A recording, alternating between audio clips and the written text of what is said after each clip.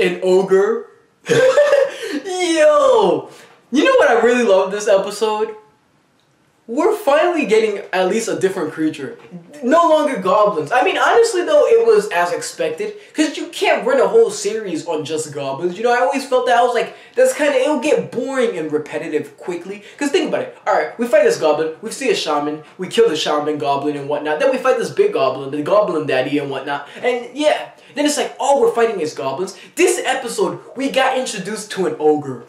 An ogre! And you know it's crazy, right? Because you see this ogre and shit, he has like regenerative abilities and whatnot. And yes, I know he's one of like the demon lord's generals or something like that, right? Along those lines. But still, when I think of ogres, I think of Shrek. Like, you know what I mean? Like ogres like that. So it's like, I see this ogre, he's running all these goblins, he can regenerate, he has this he's kicking our ass, guys. Honestly, like this episode, even the Goblin Slayer got destroyed here.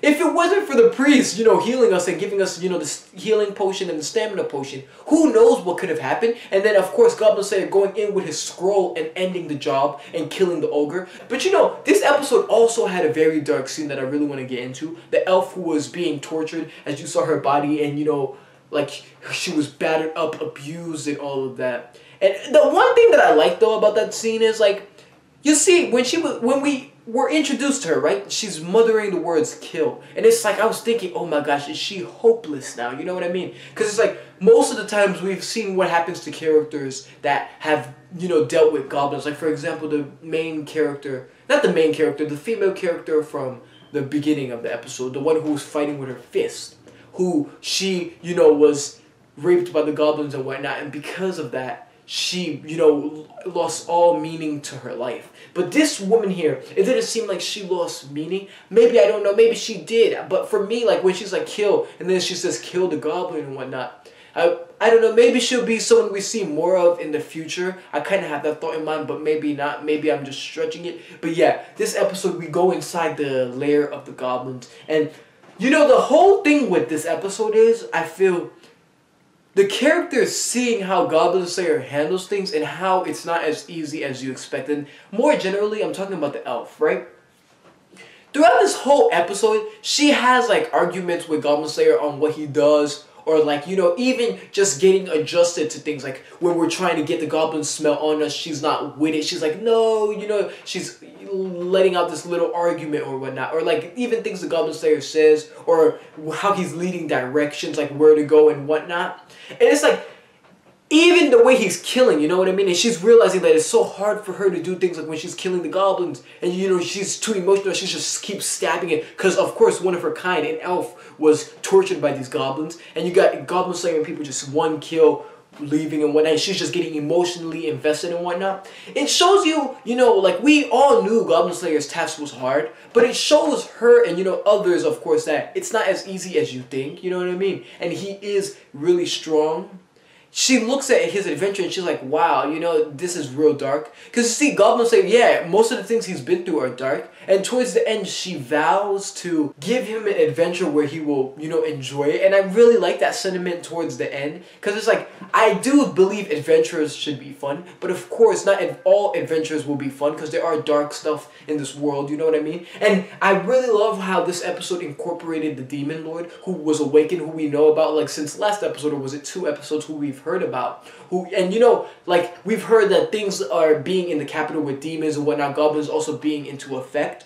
So like I said, they might shift things to the Demon Lord being our main focus, or maybe not, because like I feel like that's the best thing they could do here, because while adding the ogre and showing how this ogre runs all these goblins and whatnot for the Demon Lord, you know what I mean? It's like now we're kind of getting more into that type of stuff. It's not just gonna be goblins, hopefully.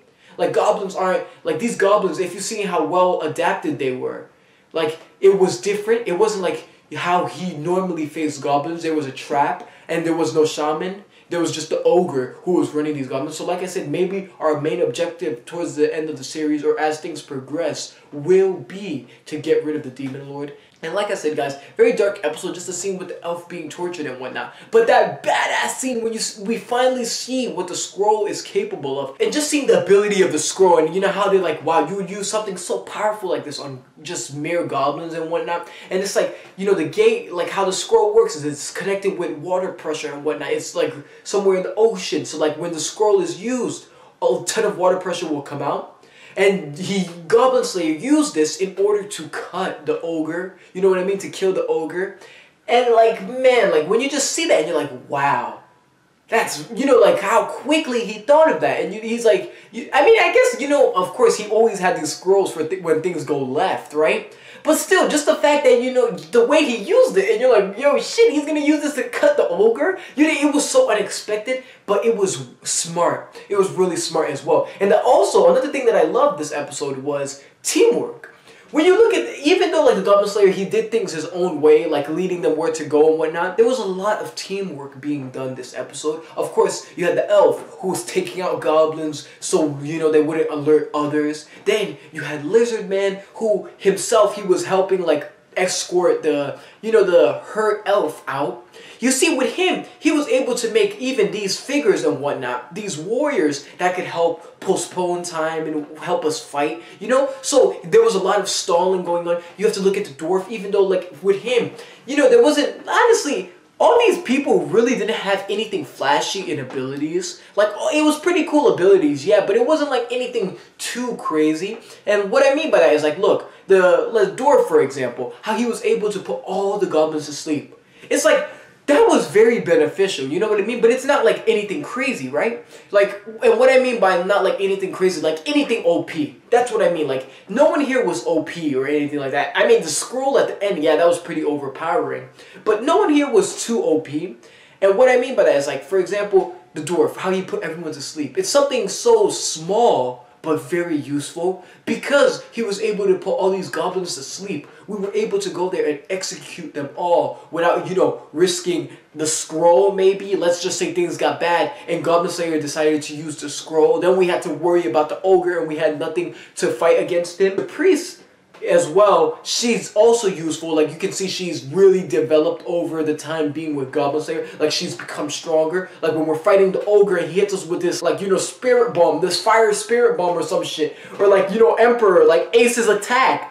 What the heck, yo? An ogre using fire. It's like, oh man. Yeah, I love that. I love it, yo. And he just hits us with this attack, how she was able to protect everyone behind her, you know what I mean? And push the attack back. I really love that.